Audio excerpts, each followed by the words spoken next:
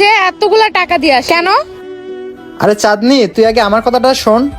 আমি যে ওই লোকটাকে এতগুলো টাকা দিয়েছি সেটারও তো একটা কারণ আছে, তাই না? কি তোর সেই কারণ বলতো আমারে। ওই লোকটা ফ্যামিলিগতভাবে একটা প্রবলেমে পড়ছিল। তুই কিভাবে জানলি ওই লোকটা বিপদে পড়ছে? তুই জ্যোতিষী নাকি? আচ্ছা শোন তাহলে, আমি বলতেছি। আর এ সময় আবার কল দিল কে? ও ছোট ভাই, হ্যালো। হ্যাঁ বল। কি 2 দিন আগেই না আমি মার চিকিৎসার জন্য 10,000 টাকা পাঠাই দিলাম, এখন আবার কিসের টাকা লাগবে? কি ডাক্তার বলেছে মা চিকিৎসা করাতে না পারলে মা বাঁচবে না? কিন্তু ভাই আমার তো ডাব তেমন বেচা কিনা হইতেছে না। এই শীতের দিনে আমার ডাব তো তেমন বেচা কিনা হয় না, আর মানুষও খাইতে চায় না। এখন এত টাকা আমি কই পাবো? আচ্ছা ঠিক আছে রাখ, আমি ব্যবস্থা করতেছি। লোকটা মনে হয় অনেক প্রবলেমে আছে, লোকটাকে কিছু টাকা দিয়ে লোকটাকে একটু হেল্প করি। এত টাকা এখন আমি কোথা থেকে ব্যবস্থা করব?